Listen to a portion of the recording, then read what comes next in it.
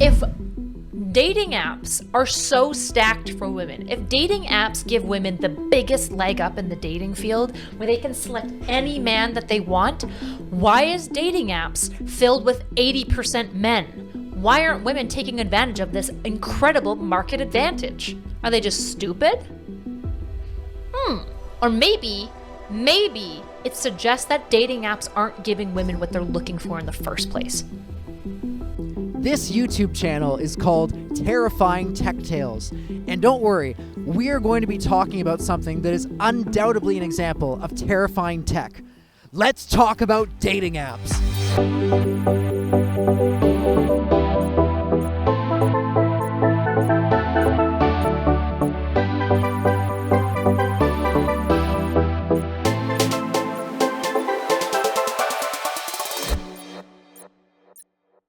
When I'm making a video about this, you might have some kind of expectations of the type of person that I am. And I'm going to try to subvert those expectations. Here's how I'm going to start with that.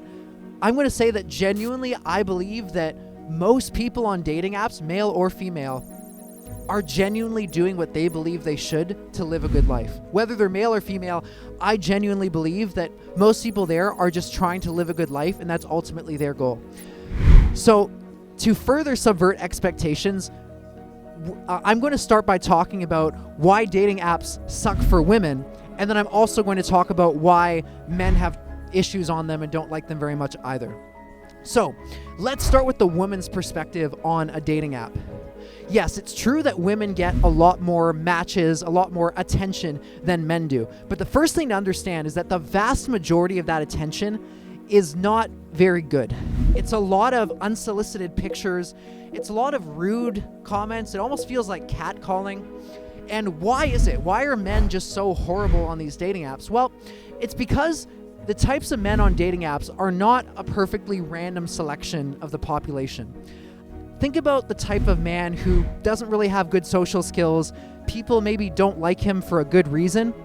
That type of man is much more likely to be single. If people can't stand this guy, he's going to have a hard time getting a relationship. So when you have people on a dating app who are presumably all single, it's going to be overrepresented by people who have a harder time getting along with others, because people who have a harder time getting along with others have more trouble entering relationships. So the percentage of men that are single, or especially chronically single, it's going to overrepresent people who others don't really like. And I feel for some of those guys. I mean, some of them are just assholes, but some of them just never really learn proper social skills. They might have mental health conditions, and I feel bad for those people. But the ones who don't know how to interact with others in a way that doesn't terrify them, they're overrepresented. So women deal with a lot of that. Now, it's true, they will pretty regularly find a guy who's impossibly attractive. That happens pretty regularly, but it's not as good as you think. Let me explain why. So pretty often, a woman will be on a dating app, and she matches with some guy who's 6 feet tall, makes a lot of money, six-pack abs, like the perfect man. And then this sounds great, right? But wait till the end.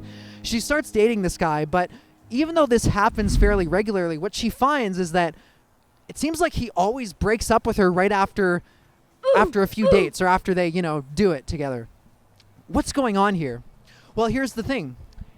Dating apps are a low-commitment environment.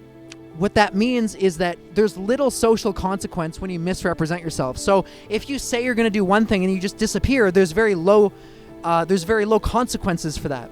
So this attracts people who want to just get the ego boost of getting someone's attention, but they don't necessarily want a long-term relationship, or if they do, they have really high standards. So like women who are decently attractive, but maybe they're not a 10 out of 10, a lot of guys will pursue these women with the full intention that they're just doing it for validation, and they have no intention of committing to her, but they'll lie about it and they'll say they're interested in a relationship to get that woman interested and then leave right after she's attached.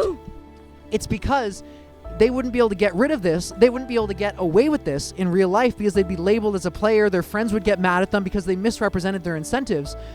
But they can get away with it when it's this environment where you don't have any social consequences. So like, yes, it's true. If you're a woman on a dating app, very often a very attractive guy will pursue you.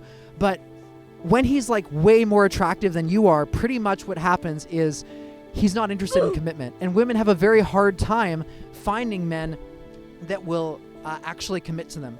one really tricky thing that happens is often a woman will find a guy who is willing to commit, but she doesn't know which ones are. So she'll be pursued by multiple men, and then one of them is extremely attractive, one of them is like medium attractive, and the medium attractive guy does want to commit, but she doesn't know that. She doesn't know who's the player and who's not. So she just chooses whoever's the most attractive, reasonably. I don't blame her for this. And often the most attractive guy is the one who is just doing it for the ego. He's the type of person who feels good about, being with 100 different women, and that's just an ego boost for him. But the woman doesn't know who. Like, imagine if the woman chose the less attractive guy and then he was just doing it for an ego thing. So I mean, if you don't know who's the player, you may as well just choose the most attractive guy. And now that leads into why it sucks so much for men. It's because the women don't know who's the player. So often the men who are impossibly attractive get all the women and they just don't even commit to them. And then the men who are maybe like average looking, they get weeded out. And then you have these same men who are with all the different women, and they keep saying they're going to commit. And then, when you get that text that's saying something like, hey, I had a great time, I just didn't feel a connection.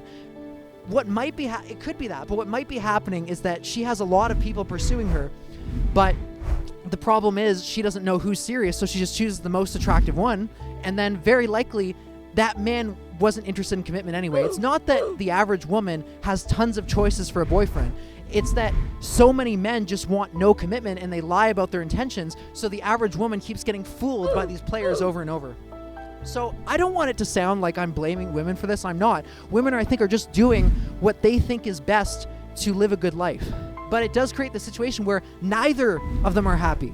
Neither. The women keep getting their hearts broken over and over again because they can't tell who's serious, and they just keep getting dumped over and over again by these attractive guys. They get a bunch of unsolicited attention, and then the men keep finding someone who actually would be a good match, but the women don't know if they're serious, so they just choose whoever's the most attractive, and then they get dumped over and over and over again. What do you do about this? So this is advice for both men and women, because as I was saying, neither one is really getting a good time here. What I recommend you do is go into an environment where there are social consequences. I'm not a fan of cold approaching. I think that you don't set a good impression when you cold approach someone. They kind of think of you as like, why are you talking to me? Like, don't you have friends? Like, it kind of makes it seem like it makes it seem like you don't have friends when you cold approach someone. What I recommend you do is build up your friend group. Start out by going to an activity where you have to talk to people as part of the activity. It has to be something like that. If you have to cold approach people in the activity, you're missing the purpose. So go to something like improv.